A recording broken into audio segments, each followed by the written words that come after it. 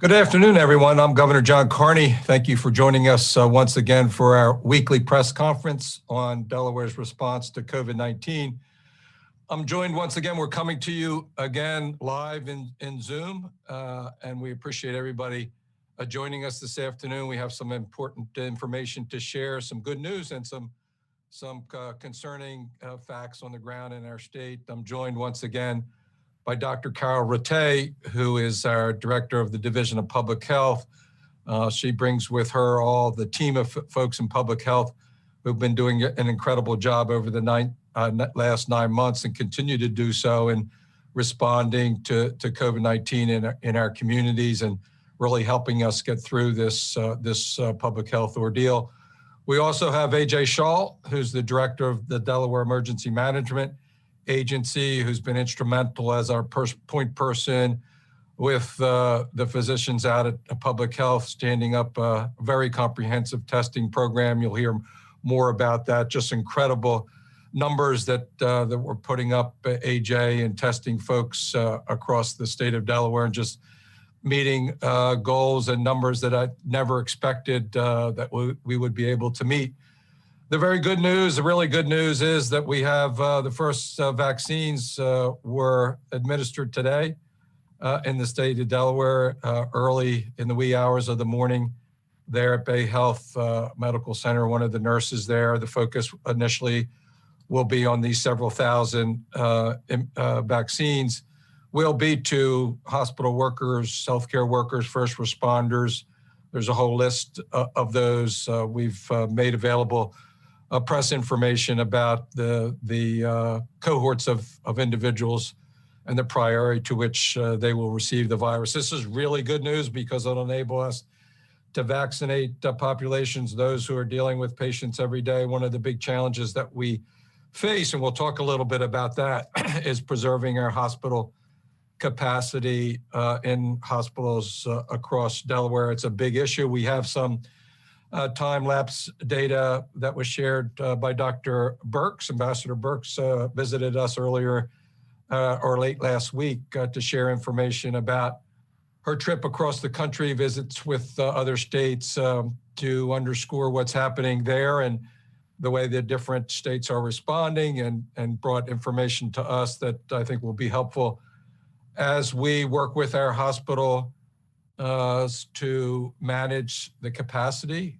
for critical care in their facilities, as well as to mitigate at the same time to reduce the prevalence of spread across our state while we administer and get those vaccinations out. So we'll be fighting COVID-19 on several fronts with heavy-duty artillery now, which has arrived in the vaccination.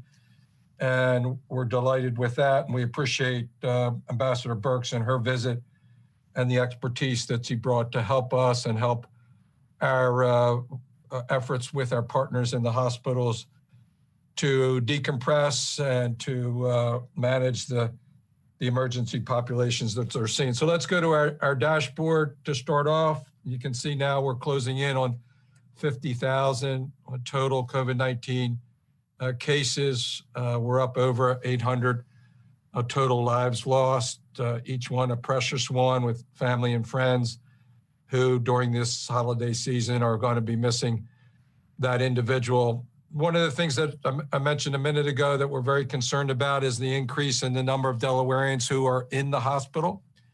You can see 41 new admissions to the hospital, 376. We'll compare that with what we saw in the spring in a minute, and you'll see the run-up that we've had over the last 2 months. 62 of the hospitalizations are critical. The hospitals report that the serious of the illness that they're seeing is not quite as bad as it was in the spring. They've got new ways of treating the patients that come in, and they're able to move patients through and then out into assisted care facilities, which we have helped them with through the state and through our private partners in the nursing home community. So let's look at each county. 27,000 positive cases in Newcastle County since the first case back in March. 7,200. Again, Kent County has the fewest number of cases as a percentage of their population, but they have the highest percentage positive in recent weeks, and we are encouraging our neighbors in Kent County to get tested, particularly if you've come in contact with folks in an unprotected way with mask wearing and social distancing, and closing in on 13,000 positive cases down in Sussex County. So if you look at the percentages now, we've changed, as you'll recall, we have two measures to determine the percent of tests that are administered that are positive. First, we have a calculation of the percentage of persons. So many people in our state have been tested more than once, but they're only counted once here in this percentage, and we're up to 22, almost 23% of persons having been tested or positive over the last 7-day moving average. So that's a measure over 7 days. And then well over our 5% target, we're up to almost 10% in the percentage of tests that are positive. And you need to remember, as we increase the number of tests that we're doing, we would expect and hope that the percentage would go down here. And of course, this percentage is leveling out a little bit, but we're still doing an increasing number of tests, which is driving part of that fraction, the denominator up, and meaning that there is continued spread across our community.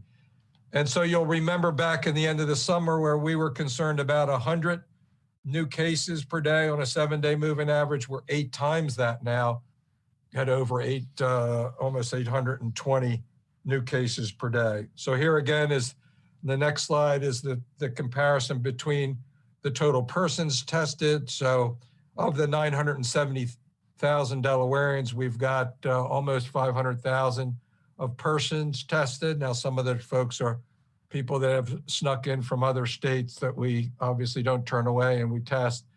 And then of the tests administered, we're closing in on 900,000. And at the rate of, I think we did 50,000, AJ, in 1 day, 1 week, I should say. That's we're going to get to that 900,000 number of total tests pretty quickly. If you look at just some of the data, again, the rate of positive cases is still the highest among the so-called a young adult population. 18 to 34-year-olds is the top line there, and actually the next demographic up, 35 to 49-year-olds, is increasing at a similar rate and closing the gap there. And obviously that's concerning. We'll talk a little bit about the young adult group in a minute.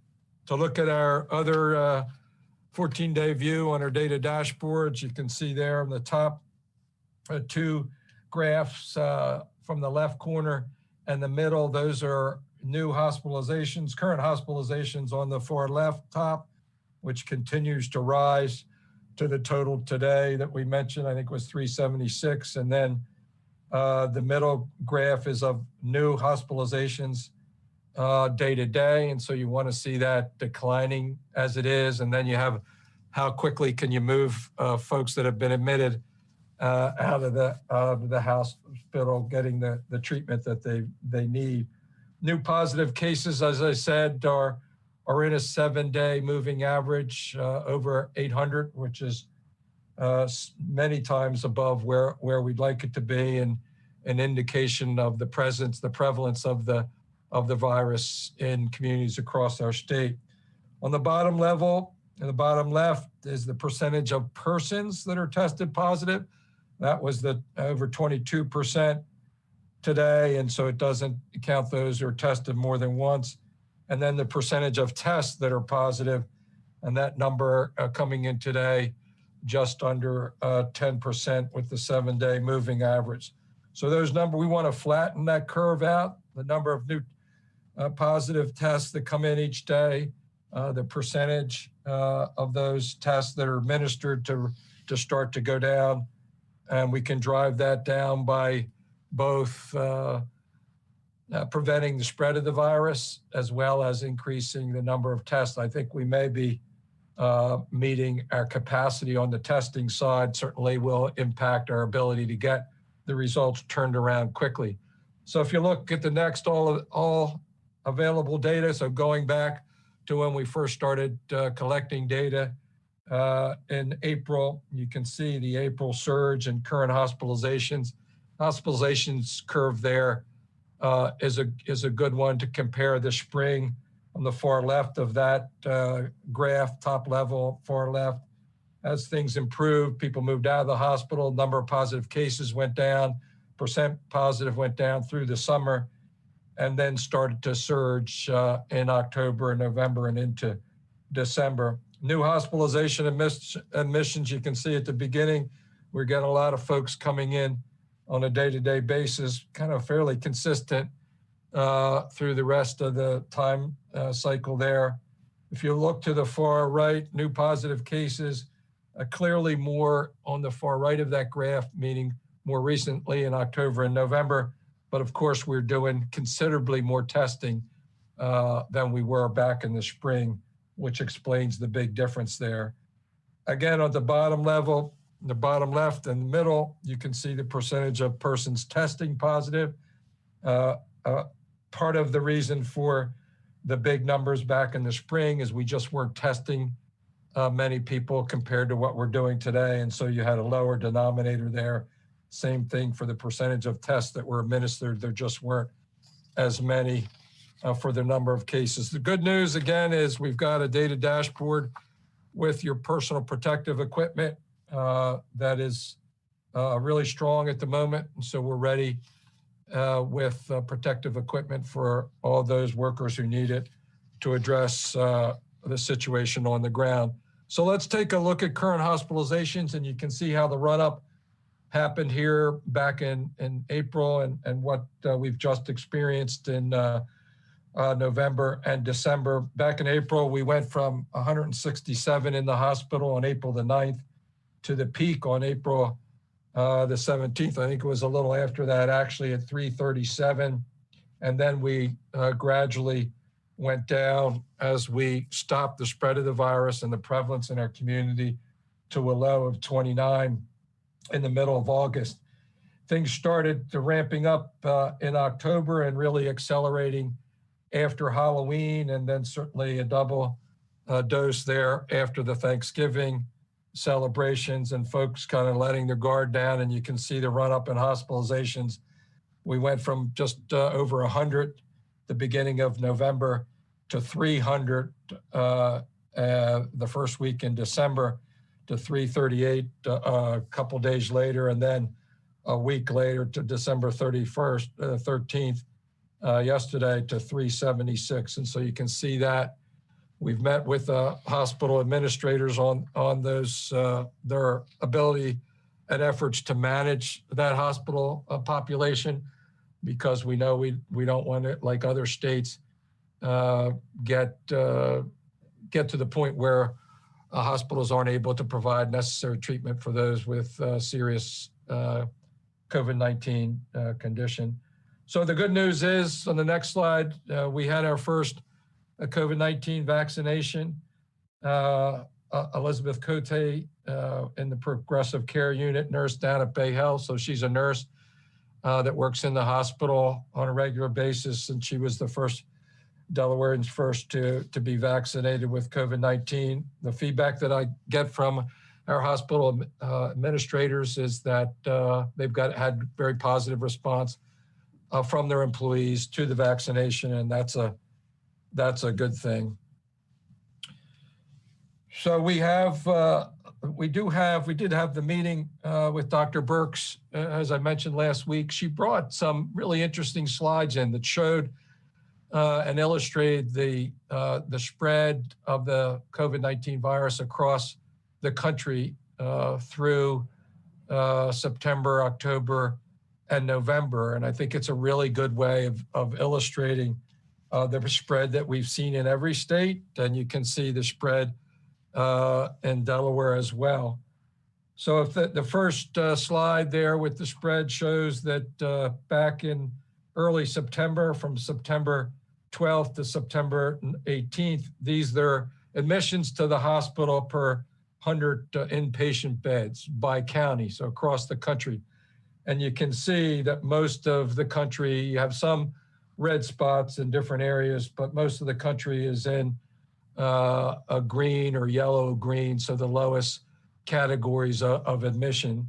As if you move from September to October, which is the next slide, you can see the red filling up. When you move from October to November, significant increase, particularly in the upper Midwest and other parts of the country. And then if you move finally to early December, the first week in December, you can see that just about every part of the populated parts of the country are lit up in red. Some of the unpopulated areas in the far west, not as much, but significant increase from September to current to our situation here in Delaware in December. And it's a good way that Dr. Birx used to illustrate the challenge that we have, which is to work with our hospitals. And we talk to hospital administrators and operational staff on a weekly basis. We had our call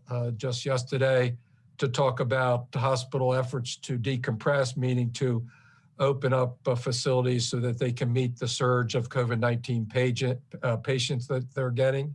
And the hospitals are taking steps to do that, to manage the surge and to preserve that capacity. You've heard me say before in these press conferences that our total capacity is from 400 to 500 and somewhere beyond that. And obviously the hospitals are opening up other areas in their facilities, not so much for COVID-19 positive patients, but for folks that they can move into those facilities that are having other health conditions. And part of the learning of the last 9 months is as we decompressed last spring, certain people were delaying treatment that they needed that made their condition worse later on in the summer and the fall, and we want to try to avoid that to the extent possible. The hospitals are reducing non-urgent procedures and surgical procedures, things that would keep a patient in the hospital, taking up space that might be used for COVID-19 patients. They're also prioritizing elective and non-urgent procedures and surgeries to limit those hospitalizations for other reasons so that they can meet the surge. One of the things that Dr. Birx recommended in her visit here was to make sure that we're using monoclonal antibody therapy, which has proven to be very effective. Dr. Rattay is going to talk a little bit about that later. It's a really effective treatment. It's proven to be the case. The federal government has purchased most of those therapies from the manufacturer and then distributing to the states and to hospitals. And we've gotten some here in our state. And each of the hospitals are using those to treat patients that meet a certain criteria. So if you are a high-risk person with a pre-existing health condition, and particularly if you are 65 years and older, you may be eligible or a candidate for this kind of treatment. So call your doctor as soon as you experience any flu-like symptoms and make sure you get tested, because this therapy works best, and Dr. Rattay will talk about it when you get the treatment as soon as possible after the first symptoms are experienced. So this is a really important way to basically to save lives and to preserve hospital capacity at the same time. Many of us are planning on getting together with our families, and we'll talk about that in a minute. But we know, and one of the things that Dr. Birx pointed out in her visit, that they're seeing a lot of the spread of the virus in states across the country that is coming from young people, the young adult group, ages 18 to 35 or 20 to 35, young people who don't have symptoms, or they have symptoms that are very mild, and so they're not taken very seriously. And so they're actually the ones that are passing the virus on to family members and friends that they're gathering with over Thanksgiving in settings in bars and restaurants and other places. So it's very important that we all take this virus seriously, and particularly if you are in a group like our young adults who are moving and very social with their activities. Just realize that you're vulnerable to your families and friends if you've been exposed to somebody. And the more people you come in contact with, the more likely you are to be exposed. And right now, there's just a lot of virus out there, not just in the state of Delaware, but across the country, as you could see from our maps and all the red that was on the map just a couple slides ago with the hospitalizations and the surge happening in states across our country. So those of you who are in this category in every demographic just need to be extra careful when you're interacting with family members and friends. And so you may be planning on gathering over the holidays, coming home to your family. And if you're not, we would recommend against households mixing over the holidays. Make this a holiday season where you're waiting for things to get better in January and have a bigger party, a bigger celebration then. But if you are planning to come home to family, to make sure that you be particularly careful about who you interact with on that quarantining period before you leave wherever you're coming from and coming home, to make sure that you're not exposed to the virus and bringing it back to your family. Maybe use access to testing. Make sure you're wearing your masks when you're within that period where you might be infecting others. One thing that before we go on to Dr. Rattay that I'd like to just underscore, since today is the last day to sign up for health insurance under the Affordable Care Act marketplace, to do just so if you've become uninsured because you lost your job over the last several months, you don't have insurance coverage now, get covered today on healthcare.gov through the Affordable Care Act policies that are available. We have Dr. Karyl Rattay with us again today. She's going to talk about vaccines. She's going to talk about monoclonal antibody therapies that I talked a little bit about, and other issues on the public health side. Dr. Rattay, thanks for joining us again. Thank you so much, Governor. So let me start today with some not so great news, and then I will talk about more exciting news. So I always start with talking about areas of concern in our state. And as I've mentioned several times, I've moved the threshold value as we've seen an increase in our state. So for probably the early 6-8 weeks or so of me picking out the zip codes that we were calling warmer spots or hotter spots, I was looking at zip codes that had case rates of over 150 per 100,000. So 150 was the number I was using before. Then I moved it to 250. Last week, I moved it to 500, and we stuck with 500 this week. You can see that much of the state is in blue, which means case rates in almost all of our zip codes across the state are 500 cases per 100,000 persons. So again, significant spread of COVID throughout our state. There's no area of the state that is untouched at this point in time. There are several zip codes, 5 in particular, that are over 800 cases per 100,000 people. So this week, and really there's no pattern to it. This week in Wilmington, we've got 19801 and also 19805. Smyrna also is elevated over 800 cases per 100,000 people, as is Frederica and Frankfurt. So again, no real pattern. Again, it just really goes to show that COVID-19 is really everywhere in the state right now. Now, we still do have lower testing rates in Kent County in comparison to Sussex and Newcastle County has the highest testing rates.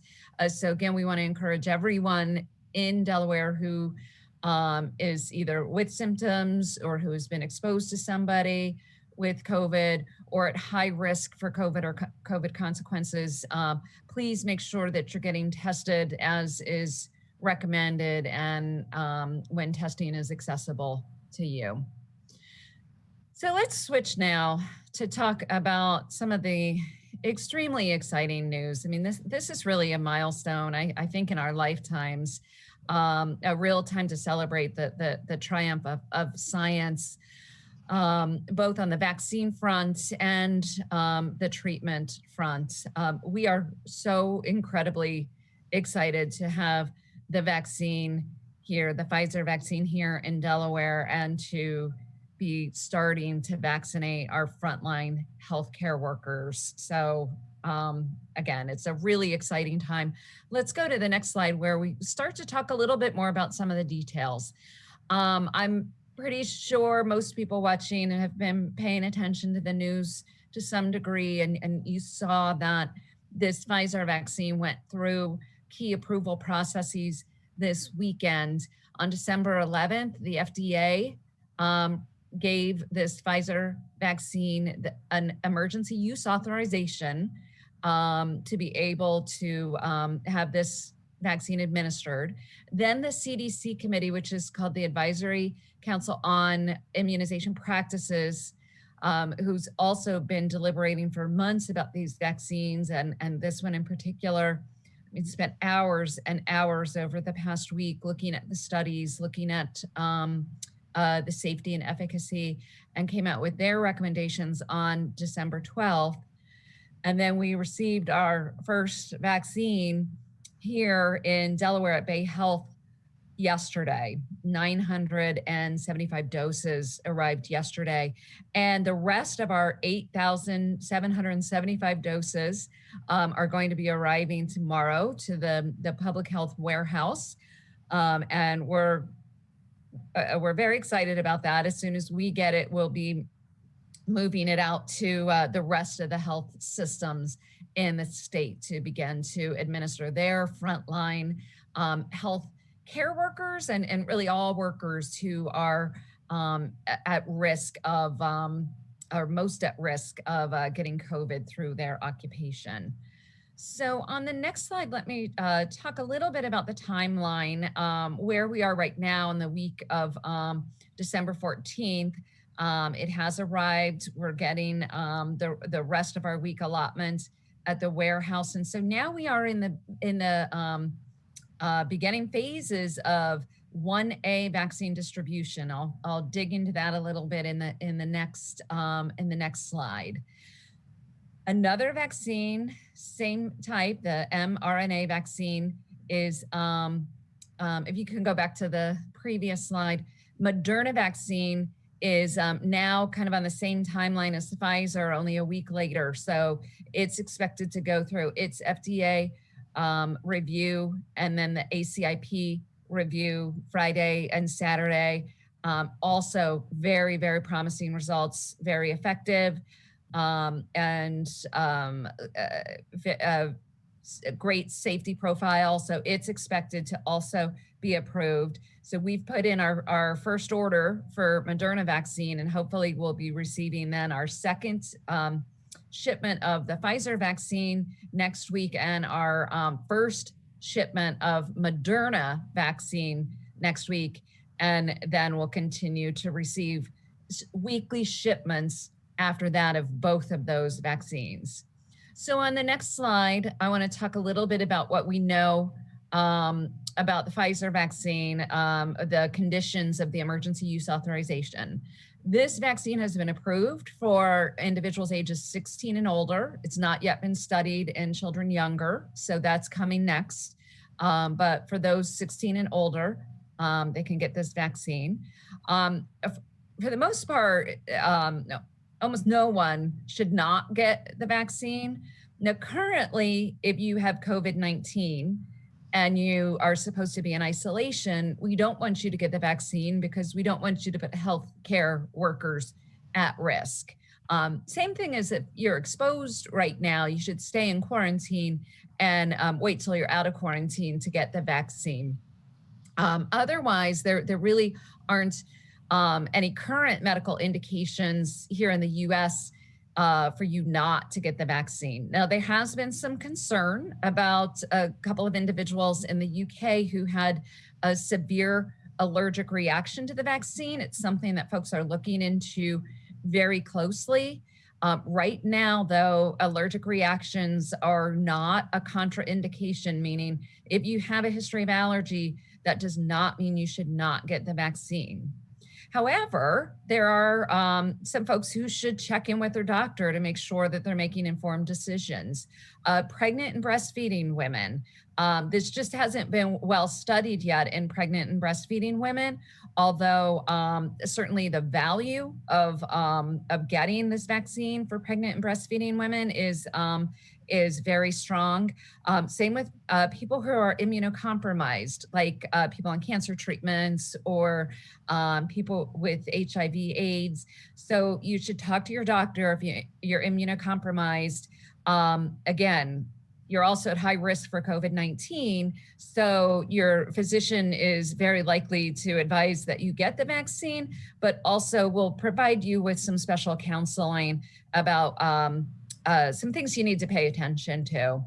For people who have allergic reactions, even to other vaccines, you still should get this vaccine, but you should talk to your doctor about it. You want to make sure that you're getting your vaccine in a place that's equipped for serious allergic reactions, just in case that happens. Want to also make sure people know that both these vaccines require 2 doses. For the Pfizer vaccine, you should get your second dose about 3 weeks after. Now, it could be 17 days after, or it could be anytime after, but ideally you shoot for around 21 days after. That's going to make this vaccine the most effective if you can get that second dose as soon as possible. So on the next slide, I want to just mention that we know that second doses can be hard for people to remember to get back. So for those who get their vaccine at this point, they'll get a card that has the information about the vaccine, and it tells them when they'll need to come back. But they'll also get reminder letters, as well as we're working on either phone calls or text messages as well. So we want to make sure that people know to come back and when to come back to get their second dose. So let's talk about the side effects, which is really important for people to be aware that there could be side effects. Side effects from vaccines are not uncommon. And so it's important to recognize that headache, fatigue, muscle ache, even fever, chills, and injection site soreness, sore arm, where you get the shot, can happen. It's not uncommon. They certainly don't occur in everyone.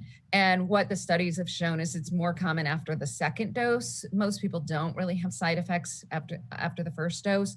But again, they're very mild. In general, could be treated with ibuprofen or acetaminophen.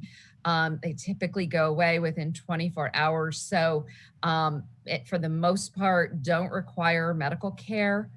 But this is something that the FDA, the CDC, and we are going to continue to monitor closely.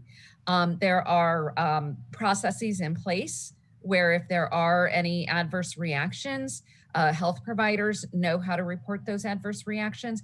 But also with new with these vaccines is every individual who gets a vaccine is going to get information to a network called VSafe, and they'll be asked questions to report if they've had any adverse effects of the vaccine, so that FDA and CDC can continue to monitor very closely for any potential side effects. We've talked about this a little bit before. We are in phase 1A. Since we only have limited amounts of vaccine, less than 9,000 this week that we're starting with, it's really important that we prioritize. we get it to the people who most need it. And we know everyone needs it, but we need to protect our healthcare system. As the governor's talked about, as our hospitals are surging, staff shortage from staff who are either COVID positive or in quarantine has been a real problem for our healthcare system. And so our healthcare heroes who've been on the front line of this, really, putting themselves at risk for COVID, are the first to get vaccinated, and we're excited to be able to protect them in that way. Same with EMS providers. And as we have seen, sadly, in our state, that staff and residents of long-term care have been at very high risk of COVID-19. They are also in phase 1A and will begin their vaccination program, some this week even. So these were decisions that were made based on that federal ACIP committee, as well as our own ethics committee. For 1B, ACIP is still not finalized their recommendations, and our ethics committee has not finalized their recommendations either. But we're looking at high-risk individuals, those who are most likely to be hospitalized or to die. So those with significant underlying health conditions, especially those over 65, are going to be important, but also essential critical infrastructure workers like poultry, education, like teachers and childcare workers. Others on the front line working with the public will be in 1B. And then we'll roll into phases 2 and 3 and 4 about 3 months or so from now. And we'll continue to add more detail about who fits in those categories as this vaccine initiative rolls out.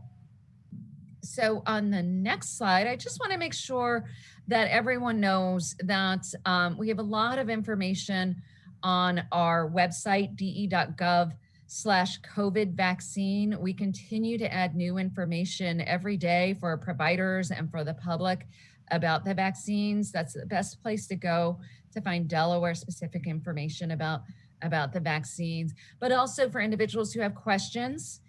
You can email your questions to vaccine@delaware.gov and someone will get back to you. Now let me shift gears to another really exciting step forward in this fight against COVID-19, which is an effective treatment called monoclonal antibodies, which just a lot of people don't know about yet, but they have begun arriving in our state over the last few weeks. And our hospitals have begun to administer these monoclonal antibodies to individuals. So let's first talk a little bit about what they are. Monoclonal antibodies are man-made, and they're man-made to specifically work against COVID-19 virus, and they neutralize, or they essentially dismantle the virus to prevent the progression of the disease. Now, these antibodies are given by IV, so they have to be given at special sites, places where it's okay for people who are COVID-19 positive to come and to get an infusion, an IV infusion, which takes an hour, and then individuals are monitored afterwards. The side effects are extremely minimal. These antibody treatments are very well tolerated. What's important, as the governor already mentioned, they are most effective when they're given early. So ideally, they be given within 72 hours of the development of symptoms. And that's why if you're over 65 and you start to develop symptoms, or you think you might have COVID-19, talk to your doctor immediately. Get yourself tested so you can get a referral to get this treatment. So on the next slide, let's talk about who should get it. Now, the FDA is pretty clear about who qualifies for this, but essentially it's the same group of people who are at high risk for COVID-19 consequences, especially those over age 65. So if you've already been considering yourself at high risk for COVID, and you're concerned, or you have COVID-19, you think you have COVID-19, talk to your doctor. If you haven't been tested, if they can do a rapid test, that's ideal. Again, the sooner you know, the better. and then get yourself referred to an infusion site so you can get this treatment. Now, people only qualify if they've had a positive test within the last 10 days, and also if they have mild to moderate symptoms. So if you are already sick enough to be hospitalized or on oxygen, you don't qualify for this treatment. In fact, it is felt that it could have adverse reactions. So again, that's why it's so important to get it early on in the infectious period for people. So our hospitals in Delaware, they stepped right up when they found out that this treatment was coming. We've got Bay Health BB, Christiana Care, Tidal Health Nanacoke, and the Wilmington's Veterans Association that have already begun operating infusion clinics, and our other hospitals are soon to follow. So again, just make sure if you think you might qualify, you talk to your doctor, you get yourself referred to one of these sites so you can get a monoclonal antibody treatment as soon as possible if you qualify. So I think that is it for me, and I'm going to hand it back to the governor. Thank you very much, Dr. Rattay.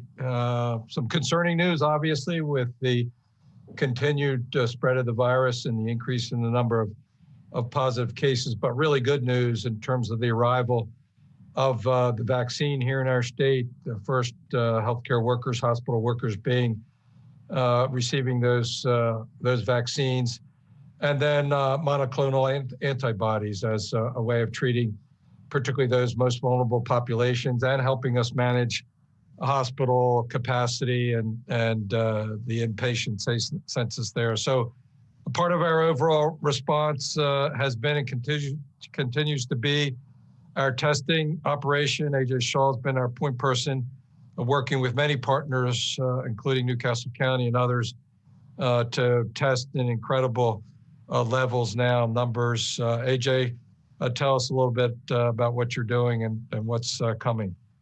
No, thank you, sir, and happy to be here again virtually with everybody. So testing continues to be strong. I think it's been a success story with this over the last several months with the partnerships with National Guard, Newcastle County, Public Health, the hospitals, and others. So this week, our testing remains strong. We have 24 sites across the state.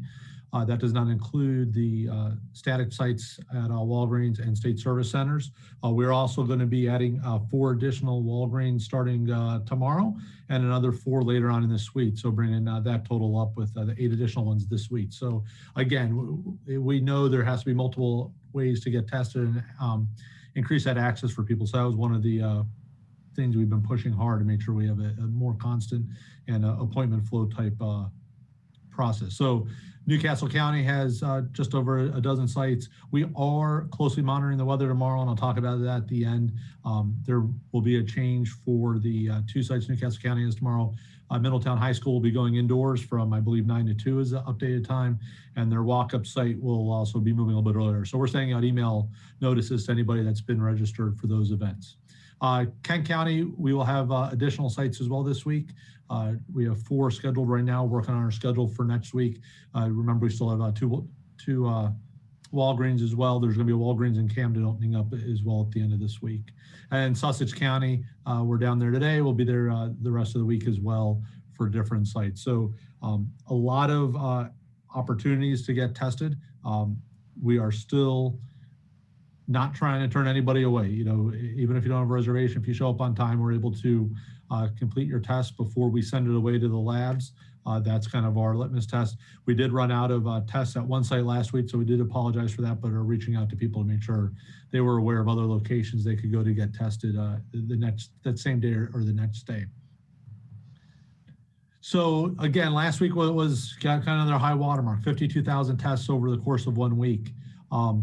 That's the good news. The bad news is we are seeing the turnaround time at the labs increase. They become more stable. Right now for our curative tests, we're about 62 hours for an average time from the time the sample's taken to the email is sent out. It's now below 60. So just over the last 3 days, we've seen that come down. And we expect that to come down a little bit each day this week is we did some strategic scheduling with our partners at Curative to make sure we didn't overburden them. We are taking the trailers offline for a day just to rest, but we'll make up that quantity at other events.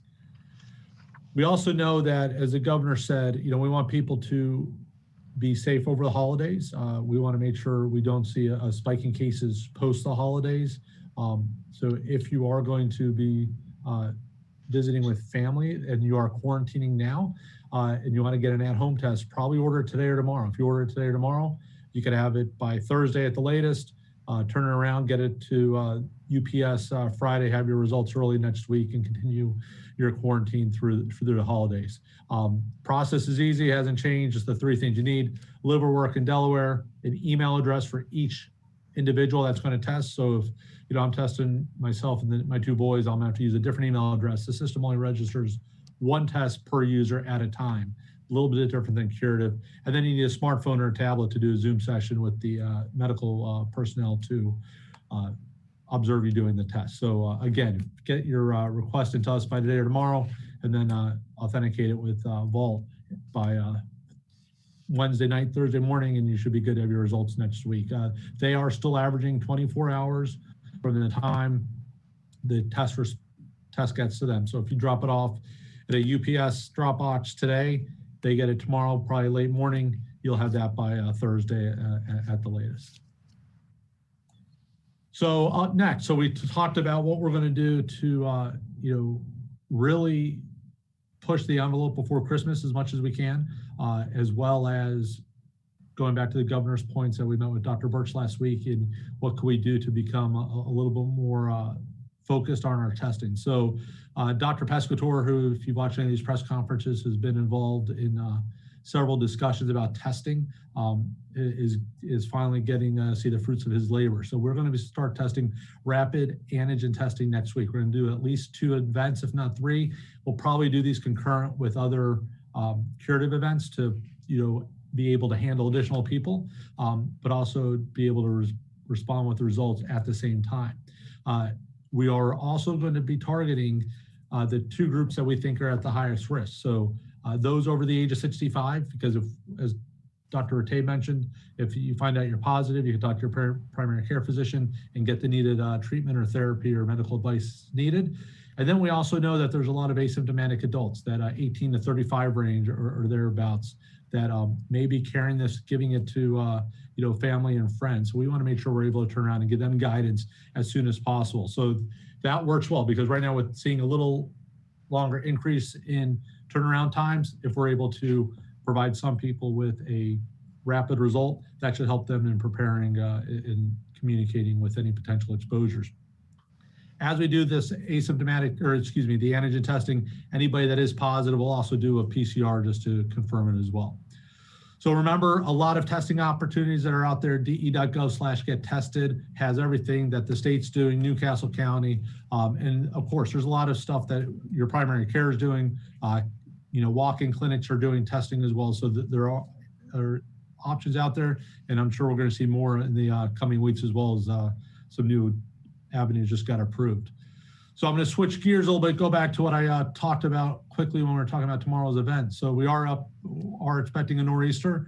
Why wouldn't we not finish 2020 with an early snowstorm? And this looks like one of those events that's going to stick very closely to the 95 corridor. It looks to be a afternoon event into tomorrow night. And if northern Newcastle County is going to be kind of the area of the most concern, we will make sure we adjust and communicate for any testing changes, but we also want to make sure people are aware they should expect to have some difficult driving conditions during the PM commute. And we also have to be at the lookout. This could shift a little bit north, a little bit south, and we could either luck out, or we could see some of the snow and accumulations coming a little bit farther south. But we continue to work with our partners in Newcastle County, DelDOT and others. I know they're prepared. Again, we're expecting probably the main impact to be north of that 95 corridor. Newcastle County will get a few inches south of there as well, and then a little bit less as you go further south. We're also watching some coastal impacts with this nor'easter as well. So, Governor, I guess what's 2020 without leaving it with a bang, huh?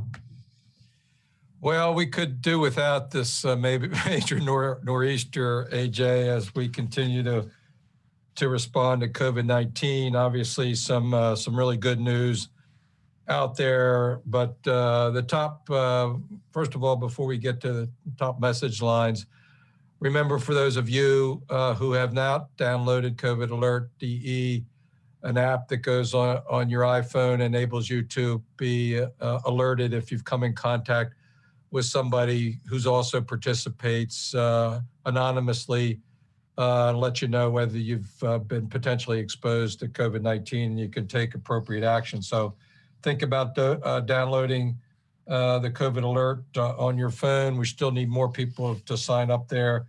If you haven't gotten your flu shot, make sure you get your flu shot. Obviously, I think the fact that people are wearing masks pretty significantly this fall has meant that we haven't seen as much flu. Dr. Rattay, you're shaking your head.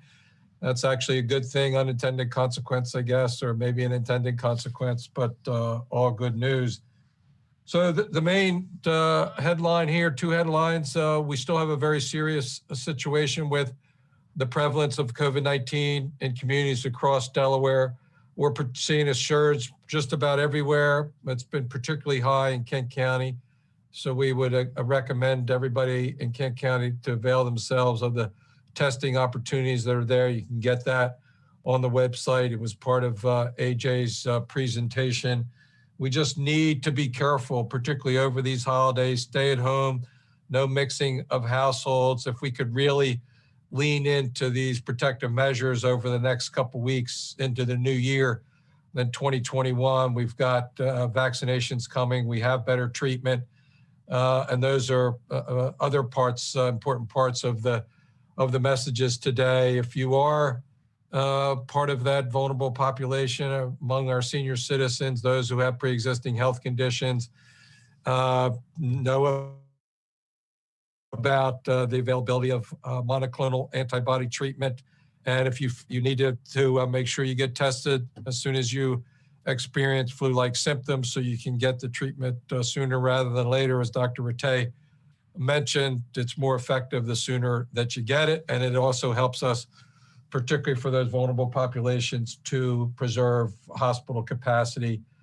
Came to us recommended by Dr. Birx, something that's hospitals are doing now in our state to try to preserve hospital capacity, which is a primary focus for all of us. And then finally, vaccinations. The heavy artillery has arrived. It'll take us weeks and months to get our population vaccinated, starting with hospital workers, healthcare providers, first responders, and all those populations of essential workers. So pay attention to the availability at your employment center and near you, and where you fall in that priority line.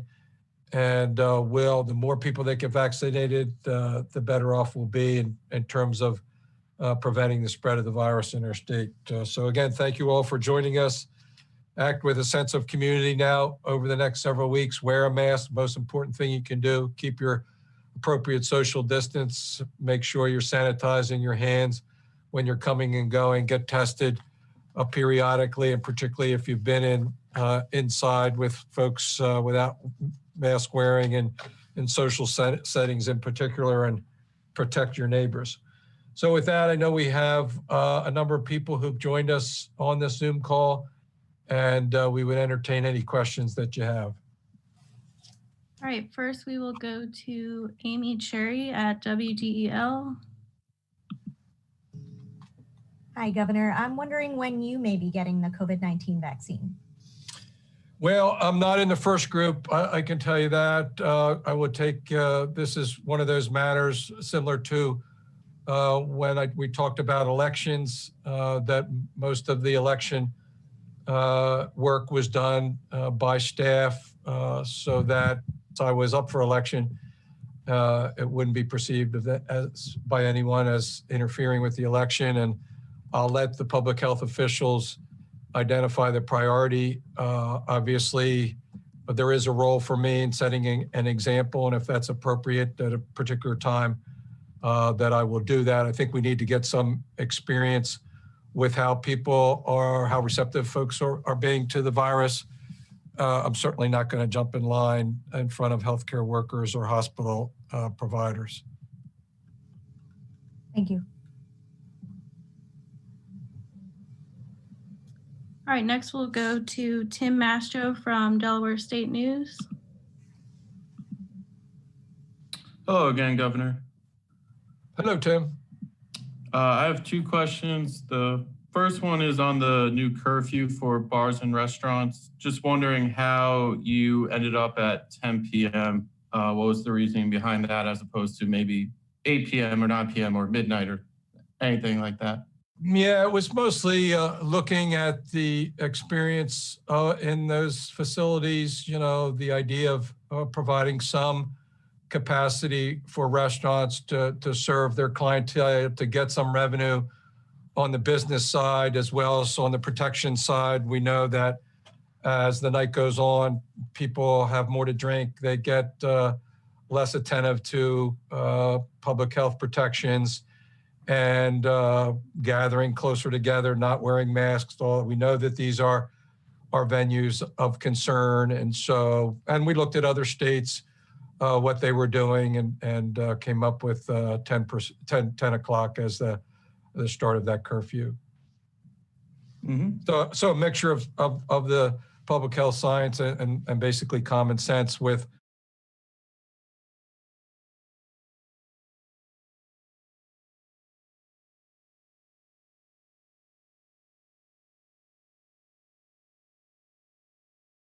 Similarly, as opposed to just registration, will they be free kind of as how the curative sites work or anything like that? Yeah, I'll let AJ or Dr. Rattay address that question.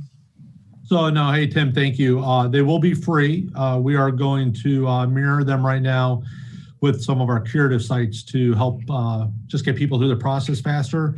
There is a little bit different process with data collection. So we'll have people fill out a paper form. We might even put it online, let them kind of pre-fill out a printable PDF, bring that with them to speed it up. So it's a little bit more cumbersome, but I think we're going to work on to see how we can expedite that. So that's why we're kind of starting small, doing the crawl, walk, run with this. But we really think it could be a game changer with the rapid results if we go after the right populations with it. Not sure if Dr. Tay wants to add anything else.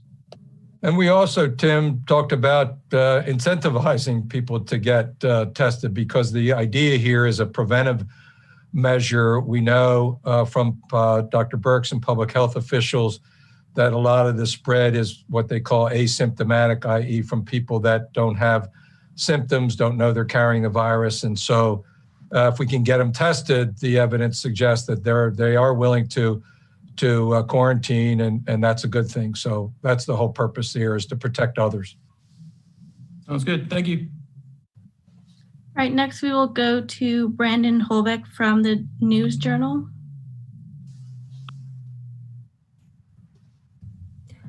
Hello. A lot of the messaging before Thanksgiving was around avoiding big gatherings with your family or friends to avoid spreading the virus further.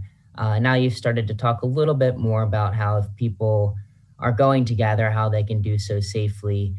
Is that, or are there any other differences in the messaging or what you're doing now ahead of the winter holidays that you think will yield a different result, knowing that we saw a big spike in cases and hospitalizations after Thanksgiving? Yeah, no, I don't think it's a change, maybe a recognition that people are going to gather, and so to really emphasize that it's very risky, and the need to be careful, to keep distant, maybe to wear a mask in your own household, particularly if there are other households that are present as well. We still recommend avoiding that, but obviously the recognition that this is a special time of the year. My advice is just like, we know how special it is, but let's think about the situation that we have on the ground. Let's get to January. Let's get to 2021. The vaccine is here, and better days are ahead.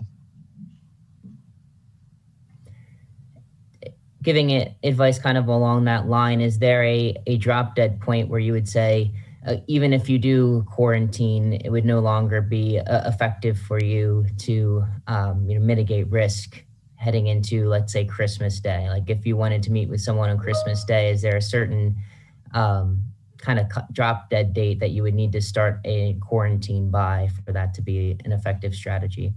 Yeah, so Dr. Rattay is best to answer that. We have, I think, changed our advice there, adopted or in the process of adopting the new CDC guidelines there that shorten that period of time.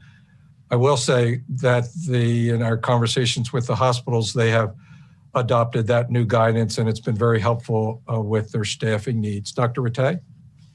Yeah, it's a great question, Brandon, because the quarantine guidance has changed. And what we know about the incubation period is that most people become positive within 10 days of exposure. Today really is the drop dead date, if you will. There's 10 days now between now and the time that many people come together. I want to reiterate what the governor said, that we really do recommend not gathering with individuals outside of their household. We've seen from our own data, from our case investigations, we saw so many cases and really super spreader events from people coming together on Thanksgiving. We know people want to come together, and we sympathize with how difficult this is when people want to be connected. But a lot of infection was spread over the Thanksgiving holiday. So our first message by far is, please just hold off this year and only spend time with those in your household. But if you are not going to listen to that warning, now's the time to start quarantining. As AJ said about the home test, now's a good time to get that test. And I would suggest that really you get yourself tested on, probably drop it in UPS on December 22nd or so that you can get the results back before coming together with your loved ones. Thank you. Thanks, Brandon. All right, last we'll go to Nicholas Cialino from Delaware Public Media. Hi, everyone. I'm just wondering if you'll offer a little bit more of the state's messaging around the vaccine, particularly for people who might be skeptical about it, especially considering how quickly it was run through the process and released to the public. Well, yeah, Dr. Rattay is the best to answer that, but the nation's expert on these issues, Dr. Fauci, has been very strongly saying that the vaccines are safe, has gone through the process through which they were approved, the transparency and all of that, and the science that went into that. And obviously, he's one of the most respected voices in our country. Dr. Rattay? Yeah, it really is a great question, and you may recall in the summer, we talked about this when there were suggestions that corners might be cut to make it available, and we even said we don't want to make it available to Delawareans if we don't feel that it's a safe vaccine. And I think this is part of why we are so excited about it, because no corners were cut. We have watched very closely with the rigorous reviews that have taken place under the FDA and CDC's ACIP. The studies that were done involved for this vaccine over 40,000 people. So they actually had more study participants than oftentimes. For those who began the phase 1 trials early, many months ago, they've already been monitored for several months for safety and any side effects. And, bottom line is the effectiveness of this vaccine just far it exceeds our expectations, 94% effective, and it's safe. It is well tolerated. So I get there may be skeptics, but I think what we're hearing is most people are really excited and want this vaccine. And we're also hearing from our hospital partners that the response that they've gotten so far from their employees, who are the first cadre of folks to be vaccinated, has been very positive, and that's certainly very encouraging. So any more questions? One more. Is there any particular, I guess, inoculation rate you'd want to see in the population coupled with a certain amount of drop in cases when you would consider opening things back up? What sort of metrics are you looking for? I guess I'd ask. Well, the first thing we're looking for is a flattening out of the curve. With respect to vaccinations, I think that's a question for Dr. Rattay, but we'll be looking, that's kind of one of the major messages here. The arrival of the vaccine is really, really good news, but it's not the solution in the short term to the surge that we're seeing. And that's why people have to be more vigilant, more careful over the holidays to follow the public health guidance here to limit the risk of exposure. There's a lot of virus out there. There are a lot of people that are testing positive and then shedding the virus in the community and to others. And so we really have to lean into that over the next several weeks, maybe month or more, to make sure that we flatten that curve, protect our most vulnerable populations, protect that hospital capacity, so that we can get to a point where the vaccination will really solve the problem. Dr. Rattay? Yeah, I mean, that's a really great question. And experts are debating whether herd immunity is when you get 70% of your population vaccinated or 80% of your population vaccinated. But, we're looking at, approximately 700,000 to 800,000 Delawareans that we want to get vaccinated before we feel like we have herd immunity here. So, it's a massive undertaking, the numbers of Delawareans that we want to get vaccinated before we're in a place where we feel that we've got more control over this virus. But in regards to the metrics themselves, I want to point out that, as vaccine gets administered, we're going to be presenting vaccine-related metrics up on My Healthy Community so people can watch with us. And our goal is to take advantage of every single vaccine that hits our state so that, as soon as we get it into people's arms as quickly as possible. Thank you, Nick. All right, we just have one pre-submitted question that has not already been covered. This is from Susan Canfora at Coastal Point. She asks, concerning the very low temperature at which the vaccine must be kept, will it be warmed to body temperature before being injected? If not, does that ultra cold vaccine going into the bloodstream hurt or burn due to extreme cold? Dr. Rattay? Yes, Governor, I'll take that one.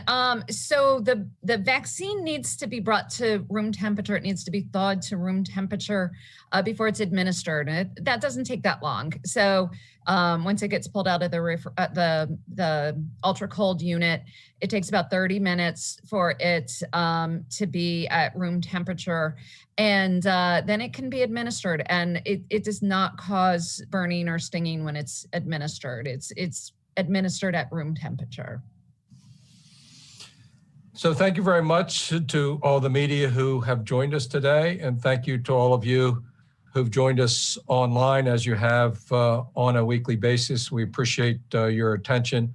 We've reached a critical stage in our response to COVID-19 in our state, where we're seeing the biggest surge that we've seen over the last 9 months.